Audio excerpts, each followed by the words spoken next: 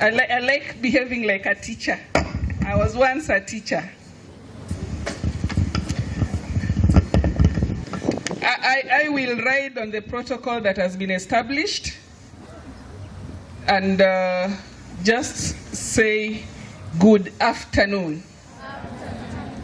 Well, how comes you're so ish? Mko poa? Are you okay? Yes. Thank you so much. You all look so beautiful. You are so smart. Are these new uniforms? Yes. Huh? They are not new. Yes. Then you know how to keep yourselves. Thank you so much. I want to take this opportunity first and foremost to thank ISPAC for inviting me here. I normally pass along this road. I see you on the road. I admire you. But I didn't know a time would come when I would be standing in front of you. Entirely grateful. I also want to appreciate the teachers, the principal. Actually, we were in Korea, and when we were coming, we were feeling a little tired. But when I saw the principal, the board members, and the smiles they had on their face, I just had to smile back, because you receive what you give back. When you find yourself smiling, it means the other person is also smiling, isn't it? Yes. I know I had a representative, Dr. who presented me very, very well.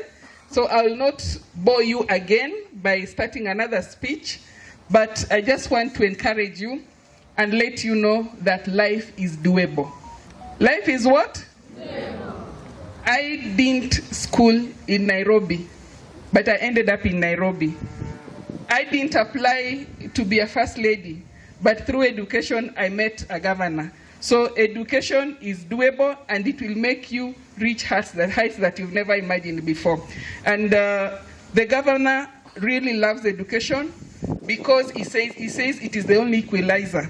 He borrows from somebody called Mr. Mann from the US, who said that education is an equalizer, because whether you come from a poor family, a rich family, a well-to-do family, a sick family, a bereaved family, when you attain your own education, it will be hard to tell the difference. I think you've seen the great ladies who've spoken here. Don't they look nice? Yes. But they have not told you their past. If they were to tell you what they have gone through to reach where they are, then it'd be like, whoa, yeah, you mean that's what happened? Oh, I'm so sorry. But that one is, those are bygones. You focus on what is ahead. I know there are people here who are orphans, Cindy. There are girls here who've gotten children, isn't it? There are men who have gotten children also, because I know the girls don't get children on their own. So there are men who are also fathers. But I want us to focus on what brought us to this institution. I want to meet you somewhere else, and you'll remind me that at one time you saw me standing in front of you when you're a student, but then maybe by the time we're meeting, you'll be somewhere else, because education will give you all the transformation you require. With education, you can get anywhere. And I'm also very grateful, because for us, when we were growing up, ISPAC, we didn't have such great opportunities to have people tell us what to do. We just grew up, we were just passing exams and continuing on. And I think the first time I met ISPAC is when I was at the University of Nairobi. By the way, tumesoma, tusi ati hatujasoma. Tumesoma sana. When you have 3 degrees, umesoma sana. So when I was doing my first degrees, when I came across ISPAC, and I'm happy to tell you that I'm also an accountant by profession. But my ISPAC, I didn't reach the end. I meandered halfway and joined another profession. So it is possible. You can always change. I did my CPA. I was only left with the section 6. Then I found another suitor and I followed, which is not bad. You start, maybe when you wake up one day you want to be a doctor. The next day, if you find being a teacher is better and you feel within your heart that it's something you can pursue, please pursue. Do not just fix your mind on the few professions that are available. Because when we were growing up, we only knew about a doctor, a teacher, a nurse, and what? Engineer. You know, not everybody has to. If we all had engineers, where would some of us be? Because now I am a human resource practitioner. Where would other people be? So open up your mind.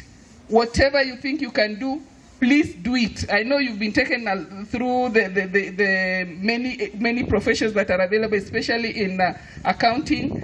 As an accountant, I would urge you to pursue also, if your heart is in accounting, if you like maths. How many people wangapi wanapenda maths? If you love maths, then you could be a potential accountant, because it is the only profession, it is one of the few professions that will make you work anywhere and everywhere. Well, kuna accountants, and in the church, and in the engineering firms, and in this school. Yeah, so it is one of the options that you have, but it is not the only option. Today, we are also glad because we are also celebrating the International Day of the African Child.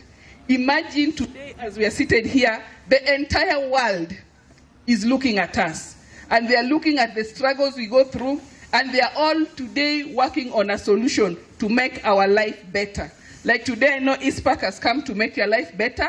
We don't want to rely on the international institutions only to come and tell us what we should be doing. I'm glad fellow Africans, fellow Kenyans are now coming forth to help the African child struggle less. That's why even as we have come, we have carried for you what is called sanitary towels.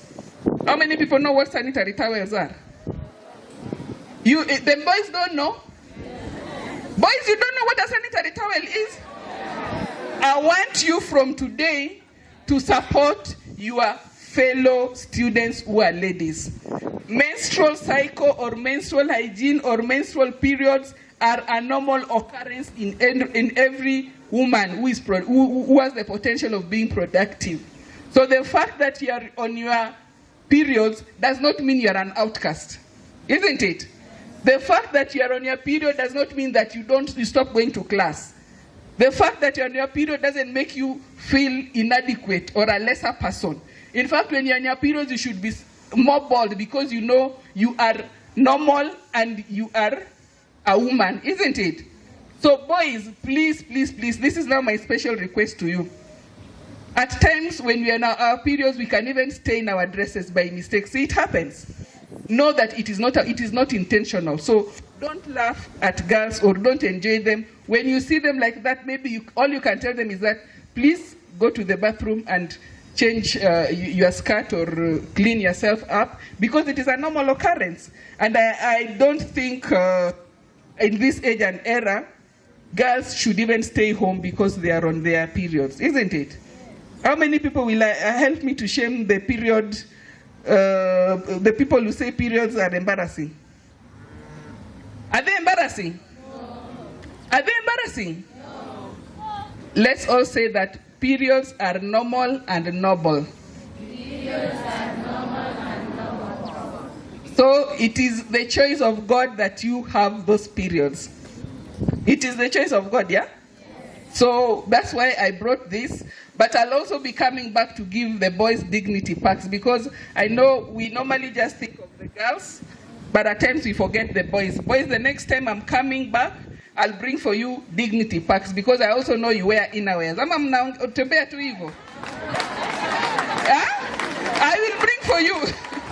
Hello? Do you wear boxers?